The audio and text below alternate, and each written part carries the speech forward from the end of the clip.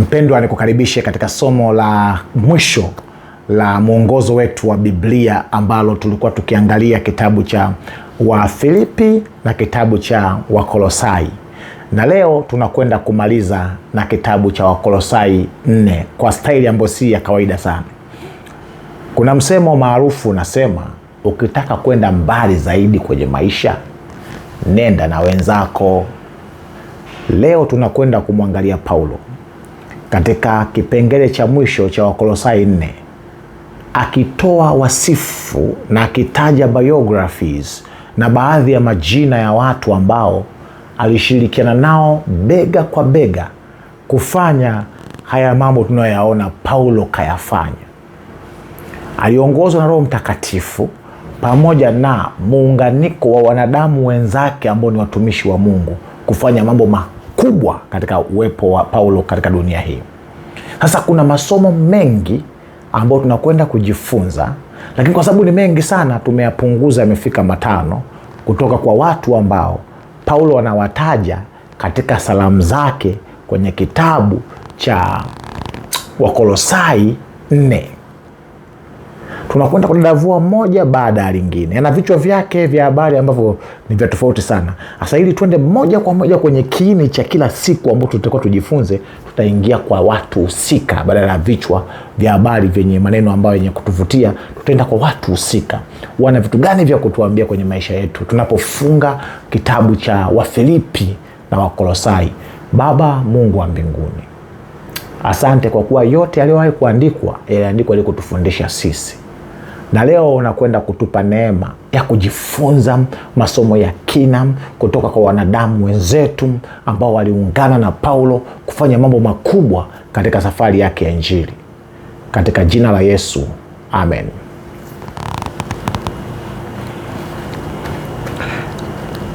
Tutakuwa na makundi 5. Kundi la kwanza ni watu wawili, Onesimo na mtu mwingine anaitwa Tukiko. Sasa watu wameandikwa kwenye kitabu cha Wakolosai 4. Anasema Tukiko atawaambia habari zangu. Yeye ndiye ndugu mpendwa, mtumishi mwaminifu, mtumishi mwenza katika Bwana. Anakuja pamoja na Onesimo, ndugu yetu mwaminifu na mpendwa, ambaye ni mmoja wenu. Watakuambia kila kitu kilichotokea hapa. Kitabu cha Wakolosai 4 kinataja kundi la watu wawili wa kwanza ambao wanatumwa na Paulo akiwa Rumi kule, akiandika ile barua wapeleke ujumbe kwenye kanisa la Kolosai. Wanatajwa watu wawili, Tukiko na mtu anaitwa Onesimo. Kwa sababu Paulo alikuwa na wivu mkubwa wa kuifanya kazi ya Mungu, kwa alifanya kazi, lakini kila alipofanya kazi ya kuwatelekeza. Alituma barua, alituma watu, alifanya mawasiliano mbalimbali ili kuendelea kuwaimarisha waliopokea neno. Sasa tumwangalie huyu Tukiko ni nani na kuna kitu gani cha kujifunza kutoka kwake. Katika safari ya 3 ya umishonari ya Paulo, aliandamana na huyu bwana anaitwa Tukiko katika kupeleka sadaka kule Yerusalemu. Maana kuna njaa, kwa sababu kitabu cha Mitume Mungu akampa maono mtu mmoja aitwa kuna nabii mmoja aitwa Agabo, akatoa maelekezo, kuna njaa inakuja, itafute vitu, wakatafuta sadaka, wakazipeleka wapi? Yerusalemu. Huu msafara wa kupeleka Yerusalemu sadaka, huyu bwana anaitwa Tukiko alikuwepo. Lakini pia alimsaidia Paulo huko Rumi kupeleka barua. Paulo ukisikia ameandika barua zimeenda kwenye makanisa, hakuzipeleka yeye, asingeweza kwenda kila sehemu. Alijua ile sanaa ya kufanya kazi na wengine, delegation skills ambazo ilitaka kumshinda Musa siku moja. Yethro akamwambia, utakuja ufe, huwezi kufanya kila kitu wewe. Unapofanya kazi na Mungu, muombe Mungu akupe watu waaminifu wa kufanya nao kazi takatifu. Miongoni mwao alikuwepo Tukiko kwa Paulo. Mwambie na wewe, Mungu, naomba Tukiko wangu tushirikiane naye kutimiza kusudi jema ambalo umeliweka ndani yangu. Na Wakati mtumishi wa Mungu Paulo yuko gerezani, anaelekea amefungwa hatua ya mwisho, huyu bwana alikuwa na hudumu kama mzee wa kanisa huko maeneo ya Efeso, au mchungaji huko maeneo ya Efeso. Timotheo wa pili 4 mstari wa 14. Kwa ni mtu ambaye anatumwa kupeleka barua za faraja kwa eneo la huku panaitwa Kolosai. Kwa hiyo ni mtu wa maana, ni mtu anayefaa, ambaye tuna mambo mengi ya kujifunza kutoka Tukiko huyu. Tuungane na watu wenzetu wa Mungu ambao wanafanya kazi ya Mungu kwa kifisha, tunakuwa sehemu ya mafanikio makubwa. Ukiona nyaraka nyingi za Paulo, sio yeye tu peke yake, zilileta matokeo makubwa kwa kushirikiana na wanadamu wenzake. Mwingine anaitwa Onesimo. Onesimo huyo, habari yake, story yake inapatikana katika kitabu cha yakina sana. Hapa ametajwa tu kwenye hiki kitabu hapa. Ametajwa na mtu anaitwa kitabu kinaitwa Philemon.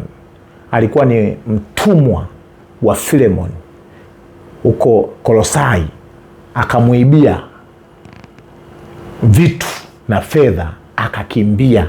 Alikokimbia akaenda mbali kabisa, kilomita zaidi ya 1000 huko Rumi. Alifika Rumi akafungwa jela, alikamatwa kule akafungwa.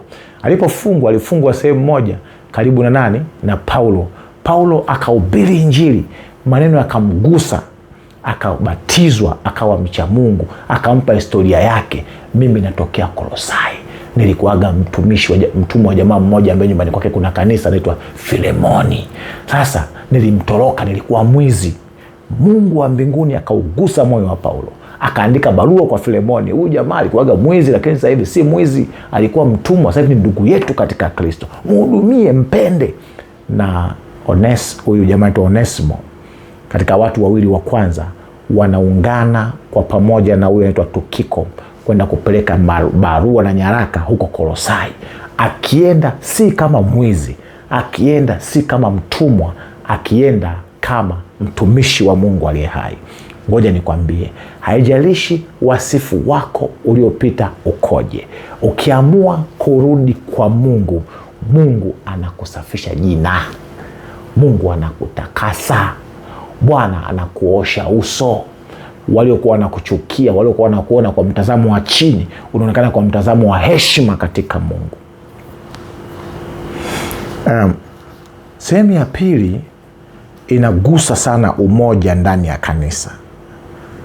Tunazungumzia wale wa kutahiriwa. Wanatajwa tena watu wengine hapa katika kitabu cha Wakolosai 4 mstari wa 11 na 12.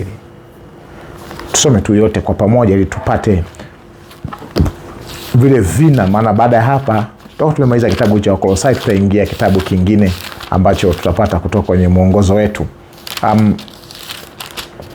Wakolosai 4 mstari wa 11 na 10,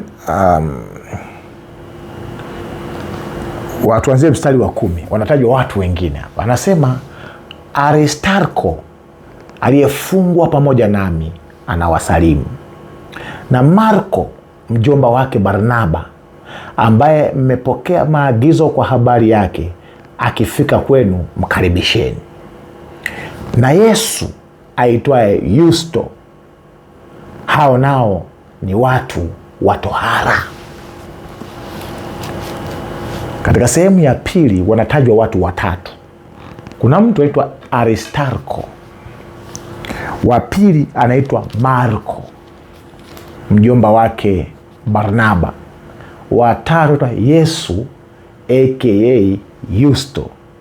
Lakini wote hawa wana sifa moja, ni watu wa tohara. Maana yake nini? Hawa kiasili ni Wayahudi ambao walimpokea Yesu. Achana wale ambao wamemkataa Yesu hadi leo, wakaingia ndani ya kanisa. Na moja ya mgomvi mkubwa ndani ya kanisa kwa wakati ule ulikuwa ni Wayahudi walioingia katika Ukristo, wanalazimisha mambo ya tohara, miandamo ya miezi, sabato, vivuri, mambo ya kafara yaendelee kuwa sehemu ya Ukristo. Akapambana nao sana Paulo. Sasa lakini miongoni mwao walikuwepo waliokuwa wamebadilika kweli kweli. Wanatupa picha gani? Paulo anashughulika na tabia ya migawanyiko ndani ya kanisa. Analiunganisha kanisa, anasema ni watu wa tohara, ni watu wanaofaa pia. Lakini kanisa lilikuwa limejaa wazungu, limejaa Waarabu, limejaa watu wa Uturuki huko Tarso. Lakini alipambana kuhakikisha umoja unakuwepo. Na ndio maana anapowatambulisha hawa, anasema hawa ni wale jamaa wa tohara, lakini ni wacha Mungu, wanampenda Mungu. Ngoja nikwambie, Mungu anapotuita ndani ya kanisa lake, tunaitwa kama tulivyo. Kuna Wachina, kuna wazungu, kuna Waarabu, kuna Waafrika, kuna Wahindi, lakini pia kuna matajiri, kuna maskini, kuna walionacho kabisa na kuna waliofilisika, muflis. Lakini pia kuna wasomi na kuna wasiosoma. Kuna watu wa makabila mbalimbali makanisani. Mungu anataka tu blend in, tuunganike kiasi kwamba mtu akiangalia aone ni watoto wa Mungu tu. Sio ibada inaisha mnaanza kugawanyika kutokana na makundi yenu ya kikabila. Wale watu wa Wajita utaona wanaenda hivi, Wachaga wanaenda hivi, wasomi wanaenda hivi, ambao wanajifanya wanamjua Mungu sana, watu wa kitabu na utaona kule. Hawa watu wanatufundisha ya kwamba tuvuke viwango vya ubinafsi vya kujiangalia sisi tu kwa makabila na kwa hadhi yetu. Kwa hiyo watu wa tohara nao wanasema wanaonekana kuwa faraja kwangu. Katika kitabu cha 11 nasema hao jamaa waliotailiwa wamekuwa ni faraja kwangu. Wakati wamekuwepo watu waliotailiwa ambao walijitenga na kujiona ni bora, lakini hawa ni tofauti. Ngoja nikwambie, usiangalie historia yako. Ukiingia kwenye kanisa jitambulishe kama, yani ID yako, utambulisho wako unaokubeba ni Yesu, sio upare wako, Ujita, Uchaga, Usukuma, Uzaramo, Uarabu, Uchina. Huo ni walevo ya chini sana. Utakidhi viwango vya kuwa baraka kwa watu wengi. Kwa Aristarko alikuwa ni nani? Hao Wayahudi watatu, hebu tuangalie kwa ufupi. Aristarko alikuwa ni mwenyeji wa Thessalonike na alikuwa na shida sana kipindi ambapo kuna ghasia kubwa pale Efeso, lakini pia aliongozana na Paulo kwenda kupeleka kule Yerusalemu zile sadaka za kulisaidia kanisa. Kwa alikuwa ni mtu wa faida. Hakuona aibu kwenda kwa Wayahudi wenzake akiwa na utambulisho wa Ukristo wake. Kuna watu kwa sababu walikulia kwenye familia za kichawi na kishirikina, wakienda kwenye mikutano ya kiukoo inabidi watafute namna ya kuficha ili waonekane ni wenzao. Simama kwa utambulisho wako. Kwa hiyo anapotuma salamu kwa Wakolosai, anawatia moyo kwamba hawa jamaa wanaweza wakapita huko, hawa ni watu wema, ni watu wazuri. Lakini Marko ni nani? Marko ni mpwa wa jamaa anaitwa Barnaba. Anamuita Barnaba mjomba. Mama yake anaitwa Mariamu mama wa Yohana Marko, ambako nyumbani kwake ndio ile nyumba ambayo Petro baada ya kutolewa gerezani na malaika aliingia, watu wanasali, kijakazi akamwona akasema ni mzimu, akaingia mle ndani baada ya kufunguliwa gerezani kwa njia ya kimuujiza. Hiyo nyumba hiyo, mtoto wa humo ndani anaitwa Marko. Na huyu ndio ameandika kitabu kinaitwa Marko. Huyu mwanzoni alikuwa ni mwoga. Paulo akamfukuza, bwana huwezi kutembea na mimi bwana. Walipofika sehemu ya Pamfilia akaogopa. Lakini Barnaba akamchukua, akasema wewe huyu bado ananifaa. Paulo akaenda na Sila, wakaelekea upande huu wa Injili. Barnaba na Marko wakaenda hivi. Lakini bado baadaye Mungu akamtaja kama ni mtu mwenye kufaa. Unaweza ukawa unaonekana haufai kuwa na mimi katika kazi ya Mungu, haimaanishi haufai. Mungu huwa anatengeneza pea za watu wanaoendana ili kazi ya Mungu iende. Sasa sikiliza, mwambie Mungu, naomba watu wa kufanya nao kazi.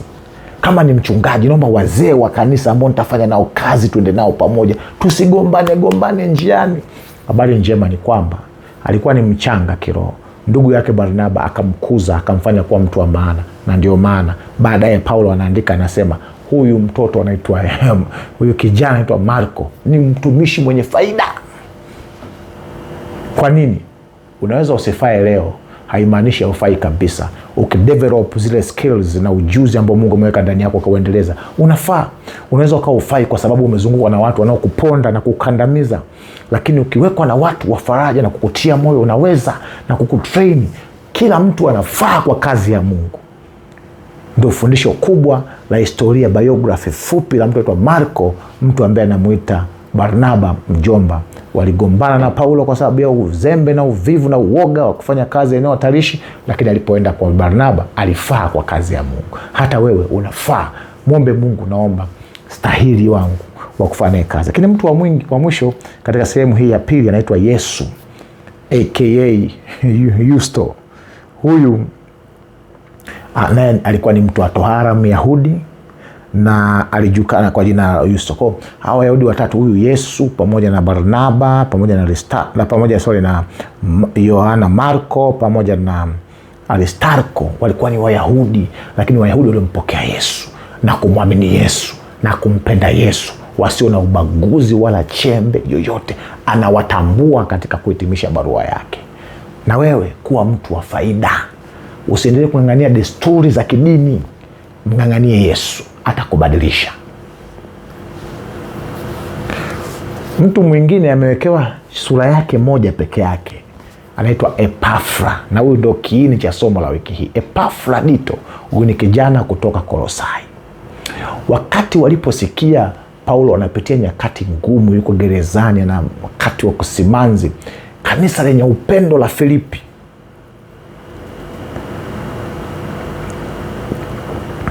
na Kolosai kule wakakusanya michango na wakamtuma kwenda kuangalia hali ya mtumishi wa Mungu inaendeleaje kule Rumi. Akatumwa Epafrodito, akapewa na fedha na zawadi na vyakula vya kumpelekea Paulo akiwa kule. Ngoja nikwambie, kama unampenda kiongozi wako wa kidini utamjali. Kama unampenda mchungaji wako utataka kujua hali anayopitia, utaenda kumtia moyo. Kwa hiyo aliriski maisha yake kupita kwenye njia za hatari ili aende akamtie moyo mtumishi wa Mungu Paulo. Sasa akiwa kule akageuka kuwa prayer mate, team member wa maombi na Paulo, wakiomba sana. Sasa walikuwa wanaomba nini? Epafrodito anaomba vitu vya msingi sana. Kitabu cha Wakolosai 4 mstari wa 12. Epafra, mmoja wenu, anawaandikia hawa wa Filipo, hawa Kolosai, mtumwa wa Kristo, anawasalimu, akifanya kazi kwa bidii daima kwa ajili yenu katika sala, ili msimame mkamilifu kamili katika mapenzi yote ya Mungu.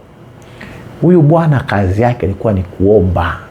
Je, umetenga muda wa kufanya kazi katika sala ili kanisa la Mungu liweze kusimama katika nguvu ya Mungu? Kanisa la Mungu liweze kusimama, waumini waweze kukomaa, wawe na stamina ya kiroho ya kumkabili ibilisi hata wakiwa peke yao. Unaomba, unafunga, unakesha ili watu wa Mungu wenzako, ili familia yako, ili kanisa lako, mchungaji wako, wazee wako wa kanisa waweze kuimarika kiroho, ili mwisho wa siku tuende mbinguni, tumkabili adui tuende mbinguni. Au unakuwa ni sehemu ya kukusanya mabaya yao na kuyatangaza? Kwa hiyo Epafra alisaidia kueneza injili huko Kolosai, huko Hierapoli na Laodikia, makanisa aliyoyapenda sana. Kusoma kitabu cha Kolosai 4:13. Pamoja na salamu ya Epafra, Paulo anajumuisha matakwa yake kwa Wakolosai. Epafra anataka kuona nini kwa Wakolosai? Au Paulo anataka kuona nini kwa Wakolosai? Wamesimama imara.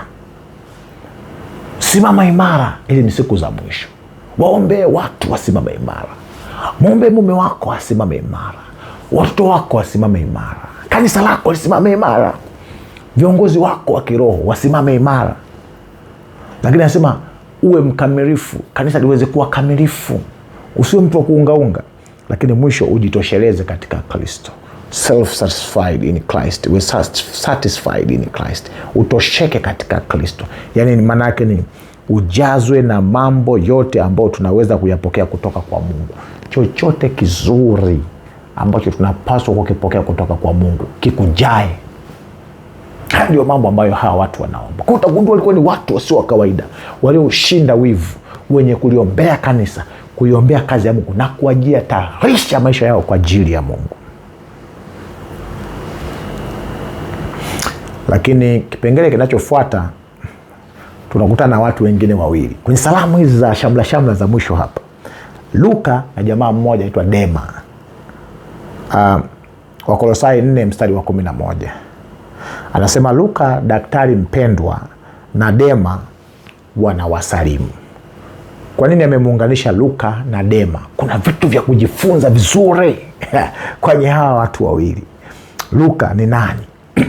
Luka ndiye daktari ambaye alikuwa ni mwandishi wa kitabu cha Acts of the Apostles, Matendo ya Mitume, na kitabu cha Luka, na ndiye ameratibu maandishi mengi ya Paulo. Aliandika wasifu wa Paulo na mishemishe za Paulo zote zilirekodiwa na Luka. Daktari kwa taaluma wa matibabu, lakini pia anaitwa mpendwa na Paulo. Kwa sababu gani? Luka ni mtu aliyeacha profession yake. Unasikia siku zote watu wanaacha udaktari, wanaacha uprofesa, wanaacha kuwa mabankers, wanaacha kuwa wafanya biashara, wanaingia kufanya kazi ya Mungu. Aliacha profession yake, akaingia kwenye utumishi wa Mungu wa kuwa msaada kwa mtumishi aliyembeba maono ambaye alikuwa ni Paulo. Luka akakaa naye karibu mpaka Paulo anakwenda kukatwa kichwa kwenye kifungo chake cha pili na Nero. Luka alikuwa pembeni yake. Luka alikuwa pembeni yake, na ndio maana ni mtu sahihi wa kutupa biografia au wasifu wa marehemu Paulo ambaye alilala katika mauti huku akisubiri tumaini la wokovu, kama ambavyo inaelezewa hasa katika vitabu vya masimulizi ya Kikristo. Lakini Dema ni nani? Mpaka wakati huu anaandika hii nyaraka Paulo kumhusu Dema. Dema alikuwa ni mtu mwema, kijana mzuri, mwenye kufaa, mfano wa kuigwa. Lakini Dema ilifika wakati, maandiko yanasema kitabu cha waraka kwa Timotheo, anasema Dema alimwacha wakati alipokuwa mtenda kazi kwa Paulo, akishirikiana naye kufanya kazi ya Injili. Kuna wakati alifika Dema akamkimbia Paulo, akamkwepa Paulo, akarudi Thesalonike duniani kurudia maisha yake ya kale. Ugumu wa Injili ulipozidi, akumwona Mungu mwenye nguvu, akaona giza mbele yake. Dema alimaliza vibaya. Dema alimaliza vibaya, akarudi nyuma, akamwacha Mungu. Walakini wakati wa kifungo cha mwisho akamwacha Paulo, akiupenda ulimwengu huu. Akiupenda ulimwengu huu. Timotheo wa pili 4 mstari wa 10 anarudiwa Dema akitambulishwa. Alimwacha Mungu, alimwacha Paulo, akaacha na mambo ya Mungu, akaacha mambo ya Injili, akaanza mambo ni ushamba, akarudi jiji kubwa la Thesalonike kurudia dunia. Hatujui kama Dema tutakuwa naye mbinguni. Nina habari njema kwako. Yawezekana unaponisikiliza sasa hivi ulianza vizuri na Mungu. Ulikuwa unawahi kanisani, unasoma Biblia, enzi zako ulikuwa ni mtu wa maombi, wa kufunga kavu 3. Kuna wakati ulikuwa ukifanya kazi na Mungu mpaka unajisikia raha. Kuna wakati mpaka unaona njozi, unakutana na malaika. Lakini leo, baada ya kupigwa katika changamoto ya ndoa, baada ya kuchelewa kupata mchumba, baada ya kukoswa kazi, baada ya kupata uchumi mkubwa, baada ya kufahamiana na watu wengi, umerudi nyuma, umerudia dunia. Nina habari njema kwako. Dema ameandikwa ili kukukumbusha hata wewe, kama bado unapumua, una nafasi ya kumrudia Mungu tena. Dunia ina mvuto, lakini Biblia inasema dunia inapita na mambo yake yote yanapita. Kumbuke Muumba wako siku za ujana wako, kabla hajaja siku ambazo siku ya hukumu inakuja hivi karibuni. Nikutie moyo mpendwa, bado una nafasi ya kugeuka, bado una nafasi ya kumrudia Mungu. Lakini mwisho kabisa tunamaliza na watu wawili katika sehemu ile ya 3, sehemu ya 5 ya Alhamis. Tunamaliza na watu wawili. Hawa watu wawili ni dada, ni mtu hatujui jinsia yake. Naomba tuende sawa hapa. Hatujui jinsia yake, lakini anaitwa Nifa. Nympha. Na mwingine anaitwa Arkipo. Na wao wametamkwa kwenye Wakolosai 4 kwenye sherehesha na salamu za mwisho za kukiaga kitabu na kulifunga somo letu kwa muda wa wiki hizi 13. Anasema, salamu zangu kwa ndugu wa Laodikia na kwa Nifa na kwa kanisa lililoko nyumbani kwake. Paulo anawaomba Wakolosai wasome ile barua kwa watu wa kanisa la jirani anaitwa Laodikia.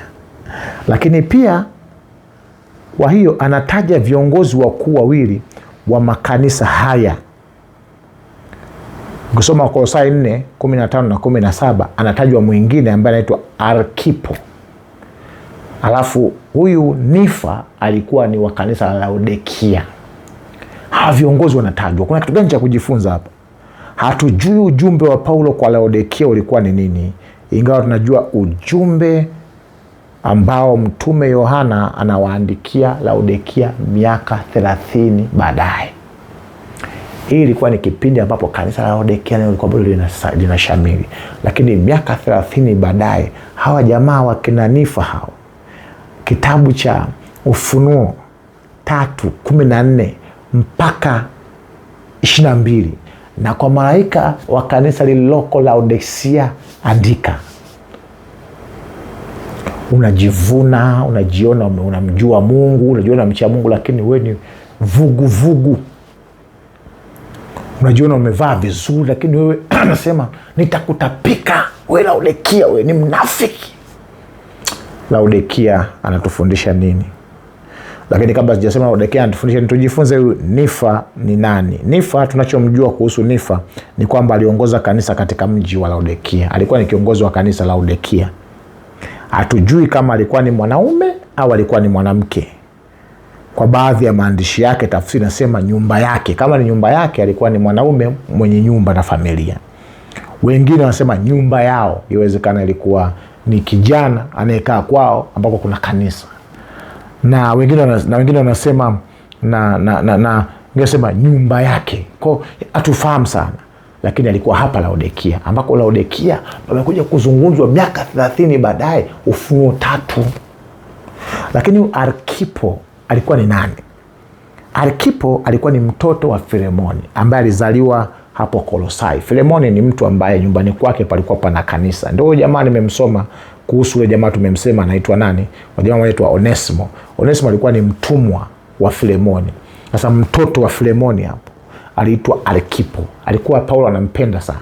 Paulo alikuwa anampenda sana Arkipo, alikuwa rafiki yake. Na sasa na kitabu cha Filemoni 1 mstari wa kwanza na mpaka wa 2, lakini Paulo anamuomba endelee kufanya kazi katika huduma kama shemasi, mchungaji au mzee wa kanisa wa Kolosai. Endelea kumtia moyo naye afanye kazi huyo Arkipo. Sasa moja ya sifa kubwa ya kanisa ambalo Yesu atalikuta atakapokuja mara ya pili ni hili la Ufunuo 3:14-22. Kimsingi ni kipindi cha kanisa la Mungu cha mwisho kabisa, ambacho watu wa Mungu watakuwa na shida moja tu, syncretism. Syncretism ni kuwa mtu wa kiroho wakati huo ni wa kidunia. Umefanya kachumbari ya ukiroho na kidunia. Umechanganya supu ya kuku na nguruwe kwenye beseni moja kwa Myahudi au kwa mcha Mungu anayeamini kwamba nguruwe ni haramu, afu unamletea anywe. Ndio maisha yatakuwa ya watu wengi wa siku za mwisho. Huku Mungu, huku shetani. Vugu. Kwa Mungu upo, kwa shetani upo. Vugu. Moja ya masomo tunaokumbushwa siku ya leo ni wito wa watu kutoka katika maisha ya vugu. Kumbuka, malaika wote ambao walikuwa wanasema tunasubiri atakayeshinda, kama ni shetani, kama ni Mungu, tunakuwa upande wake, wako katikati, walifukuzwa mbinguni. Nikupe wito mpendwa, kabla hujasoma nukuu ya mwisho, nikusomee fungu hili zuri la kitabu cha Ufunuo 18 mstari wa 4. Anasema, kisha nikasikia sauti nyingine kutoka mbinguni ikisema, tokeni kwake, enyi watu wangu, msishiriki dhambi zake, wala msipokee mapigo yake. Kanisa la kina Nifa hili la Laodikia ni kanisa ambalo wakati Paulo anaandika lilikuwa ni kanisa zuri, linawakilisha mcha Mungu ambaye wakati unampokea Mungu ulikuwa ni mtu mwema. Imefika baada ya siku huko mbele, umechukua dema kidogo, mambo ya ulimwengu kaingiza ndani yako. Lakini kanisani umegoma kutoka. Unataka vyote unavyo viwili. Tamaa ya fisi kwa shetani na kwa Mungu. Unaenda utapasuka msamba rafiki yangu. Sasa Mungu anakupa wito, anasema tokeni kwake. Yule bwana adui mumwache, msishiriki mapigo yake. Ameandaliwa yeye na wafuasi wake. Wewe ni mtoto wa Mungu unayependwa. Toka kwake. Kama umeolewa na una mchepuko, toka kwake. Kama ni Mkristo, unafanya biashara, unategemea irizi, unaenda kwa waganga, ni mwanamke ujiamini, unaenda kumloga mume wako, tokeni kwake. Usishiriki mapigo ya adui. Kama umekuwa mwongo, unavunja amri za Mungu na vitu unakosea, Biblia inasema tutoke kwake huyo adui. Tumwombe Mungu atupe neema ya kuyaacha mabaya na kumrudia yeye na kugeuza maisha yetu kwa jina la Yesu. Mwisho, Christ Triumphant. Gazeti hili Februari 9, kuna maneno mazuri kutoka kwa nabii Ellen G. White, nabii wa Mungu. Anasema utumishi kwa ajili ya Mungu unahitaji kiumbe chote: moyo, akili, roho na nguvu. Vyote vinahitajika kwa ajili ya Mungu. Ndicho ambacho tunajifunza kwa Paulo na hawa mabwana tuliowataja hapa. Bila kuzuia, tunapaswa kujitoa kwa Mungu ili tuweze kubeba mfano wa mbinguni badala ya mfano wa dunia. Lazima kuwe na uhuishaji wa hisia ili akili iweze kuamka kikamilifu kwa kazi ya kufanywa kwa tabaka zote. Lisiwe kanisa ambalo tunabatiza mahusigelo tu na watu maskini ambao wajitambui. Ukiwa na Mungu unafanya kazi kwa watu wa tabaka zote na makabila yote na lugha zote na hadhi zote, wanaokolewa na kwenda mbinguni. Anaendelea kusema tabaka zote za juu na za chini, matajiri na maskini, wasomi na wajinga. Kufanya brainwash watu wasio na uelewa mkubwa ukawadanganya. Tunataka waongoe, utumike kwa baraka kwa watu wa matabaka yote. Anaendelea kusema tunapaswa kufunua upole ulioonyeshwa na mchungaji mkuu anapokusanya wanakondoo mikononi mwake na kulilinda kwa uangalifu kundi lake kutoka kwa madhara na kuliongoza katika njia salama. Wafuasi wa Kristo wanapaswa kuonyesha upole na huruma yake, na lazima pia waonyeshe hamu yake ya kutoa ukweli unaomaanisha uzima wa milele kwa mpokeaji. Ikiwa umesikia maneno haya na unahitaji kuona Mungu unahitaji kuona Mungu anakusaidia kwa njia ya Roho wake uweze kujitoa akili, mwili, nguvu na moyo katika kumtumikia. Unahitaji kutoka katika uvuguvugu wala udesia. Unahitaji kufanya kazi ya Mungu bila ubinafsi wala kuchuki na mtu wala maneno. Unasema nahitaji kujitoa kwa Mungu kabisa. Nahitaji kujitoa kwa Mungu kabisa. Andika chini hapo kwenye komenti, Bwana najitoa kwako maisha yangu yote. Andika tu, Bwana najitoa kwako maisha yangu yote. Baba, ninakushukuru kwa ajili ya mtoto wako. Amesikia neno hili, mafunzo haya tumejifunza Mwokozi kwa muda wa takribani wiki 13. Yako mambo ameyasikia na anasema nahitaji kuona unambadilisha. Mungu mpokee. Anapojitoa kwako Baba, mpokee. Anajitoa kwako akiwa na magonjwa, teketeza magonjwa yote kwa jina la Yesu. Anajitoa kwako akiwa hivyo ni dhambi zimemshika za kila namna. Bwana, futa dhambi zake, jina lake likomboe tena kwa jina la Yesu. Anakuja mbele zako akiwa hana fedha, hana uchumi, hana mradi, hana kazi, anateseka. Bwana, anapojitoa kwako usimwache Mwokozi, uchumi wa kiungu ukawe juu yake. Anajitoa kwako Mwokozi akiwa anatafuta mwenzi wa maisha. Anajitoa kwako Mwokozi akiwa na familia iliyojaa migogoro. Mungu mwokoe kwa jina la Yesu. Baba, endelea kumwangazia nuru ya uso wako. Mfanye awe juu tu wala asiwe chini. Msikie kuitapo usiku na mchana. Baba, unapokuwa anakuja hivi karibuni kukusanya wachamungu wako wanaokuogopa na kuhofu na kukuabudu. Mungu, naomba mtoto wako huyu naye awe miongoni mwao, katika jina la Yesu, amen. Tumemaliza mwongozo wa kujifunza Biblia ambao tulikuwa tukiangalia kitabu cha Wafilipi na Wakolosai. Katika masomo yote haya 13, kitu gani ambacho umejifunza na kimekugusa? Andika hapo chini kwa comment kitu ambacho kimekugusa na umebadilika na unasema naomba Mungu nisaidie. Andika umejifunza nini. Mungu akubariki sana.